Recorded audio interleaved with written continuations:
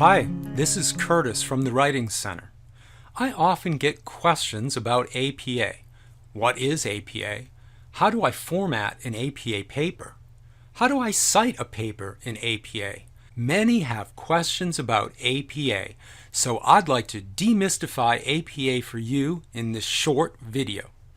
I find that looking at a sample is often very helpful when I'm trying to understand a concept.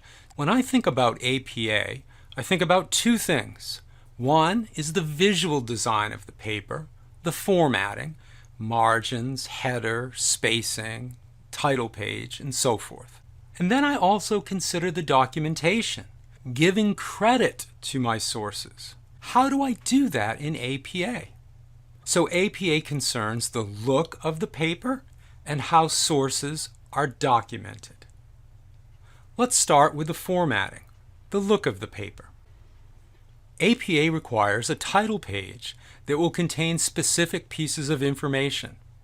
APA also requires a running head that for students includes the page number in the upper right-hand corner of every page, including the title page. About 1/3 of the way down the title page, you'll place the title centered and bolded. You'll skip 4 single-space lines and include on successive lines your name, your university, the course, the professor's name, and the due date.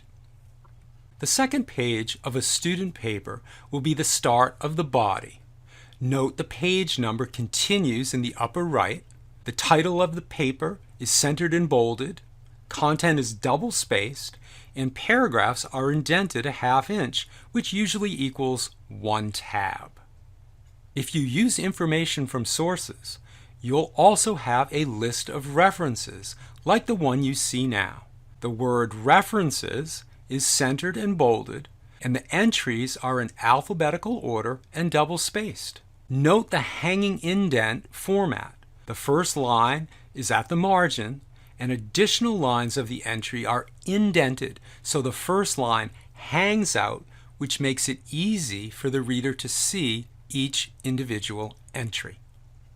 The second part of APA concerns documentation. When you use outside information, you need to include an in-text citation within the body.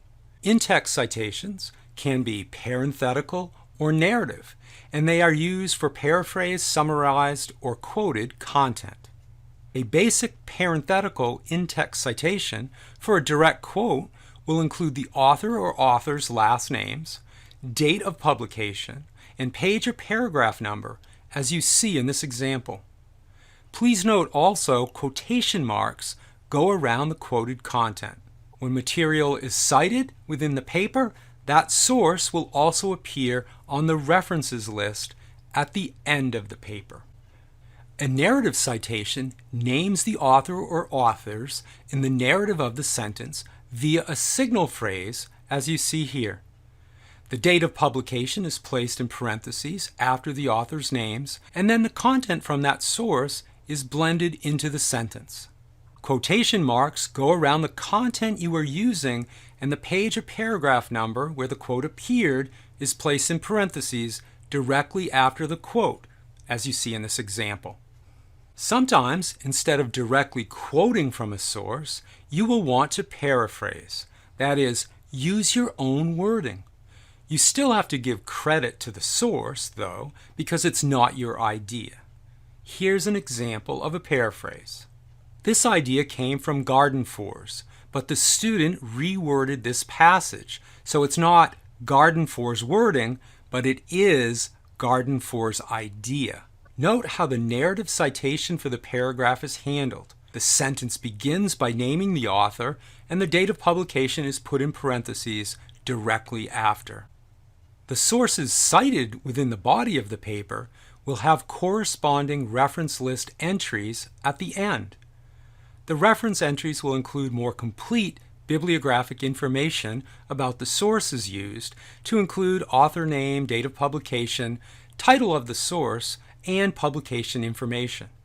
While APA style is certainly concerned with matters related to format and documentation, APA style also provides a framework for writing with integrity and using language that is clear and unbiased. APA style provides guidance on writing concisely, reducing clutter and redundancies, and using inclusive language that does not marginalize any populations. I hope this short discussion has helped to demystify APA for you. Thanks for listening.